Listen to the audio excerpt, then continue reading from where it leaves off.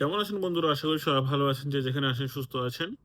আমার দেশ আমার মাটি পেজের পক্ষ থেকে আপনাদেরকে স্বাগতম আজকের ভিডিওটিতে। আজকের ভিডিওটিতে আপনাদেরকে একটা বিষয়ে অবহিত করার জন্যই যে গত কিছুদিন যাবৎ এবং আজকালও শুনতে পাওয়া যাচ্ছে একটি বিষয় যে কেন কিছু যুবককে সামরিক প্রশিক্ষণ দেওয়ার উদ্যোগ নিয়েছে যে আমাদের সমাজ স্থানীয় সরকার মন্ত্রণালয় এবং আমাদের ক্রিয়া উপদেষ্টা আসিফ মাহমুদ সজীব ভুঁইয়া আ হয়তোবা উনার অনেকগুলো ব্যক্তিগত লাইফস্টাইল নিয়ে হয়তোবা সমালোচনা করছেন। তিনি আসলে যে উদ্যোগটা নিয়েছেন সেটি সমালোচনা করা আসলে কতটুকু বোধগম্য আমার আসে না। এটা আসলে আমাদের জাতিগত স্বভাব যে কারো ভালো কাজের ক্রেডিট দেওয়া আমরা আসলে জানি না কিভাবে দিতে হয়। আপনারা যদি না জানেন তো আমরা মধ্যপ্রাচ্য সহ এবং অনেকগুলো দেশ যেগুলোতে সামরিক প্রশিক্ষণ বাধ্যতামূলক। তো সেই তুলনায় আমাদের যে উদ্যোগটি নেওয়া হয়েছে এটি অল্প পরিসরে। সেটি আসলে প্রশংসনীয়।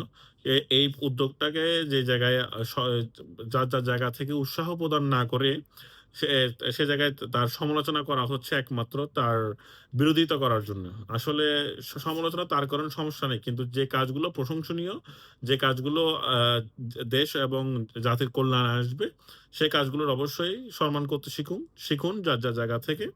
এবং যদি আপনাদের জানা না থাকে যে আসলে এসব বিষয়গুলো সম্বন্ধে আপনারা ভালো করে জেনে নিয়েন। কেন দরকার যে আসলে আমাদের যুবকদেরকে সাময়িক প্রশিক্ষণ সহ এবং নিজেদের আত্মরক্ষার বিষয়গুলো, কৌশলগুলো জানা দরকার। তো যাদের পেটে চুলকানি হচ্ছে, যাদের মাথায় চুলকানি হচ্ছে তারা অবশ্যই ভালো করে ইন্টারনেট ঘাঁটলেও পাবেন। আর আমরা সশরীরে যারা আমরা প্রবাসে আছি তারা নিজেরাই এর প্রমাণ। তারা আমরা দেখছি এবং দেখতে পারছি এবং দেখেছি এখনো দেখছি যে এখানে 12 স্ট্যান্ডার্ড যখনই শেষ হয়, তখন তাদের ২ বছরের মাস্ট বি সাময়িক প্রশিক্ষণের যে প্রক্রিয়া, ওটিতে যেতে হয়।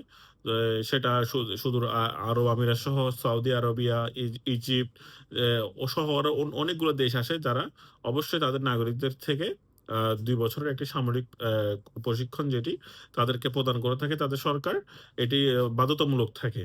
আর আমাদের দেশে যারাই যেহেতু আমাদের জনসংখ্যা জনবহুল দেশ, হয়তোবা আমাদের সরকারের অতগুলো মানুষকে দেওয়া সম্ভব হবে না। যাও কয়েকজনকে গুটি কয়েকজনকে যে আ সাময়িক প্রশিক্ষণ দেওয়ার উদ্যোগ হাতে নেওয়া হয়েছে। আমি এটার সফলতা কামনা করি এবং ভবিষ্যতে যেন এটি যেন ব্যাপক হারে যেন বিভিন্ন ডিস্ট্রিক্ট ওয়াইজ যেন হয় এবং এসব সাময়িক প যারা প্রশিক্ষণ নিবে তাদেরকে যেন পরবর্তী সময়ে যেকোনোভাবে যেকোনো সোশ্যাল ওয়ার্ক সহ এবং বিভিন্ন সরকারি কাজে ভলান্টিয়ার হিসাবে তাদেরকে নিয়োজিত করা যেতে পারে।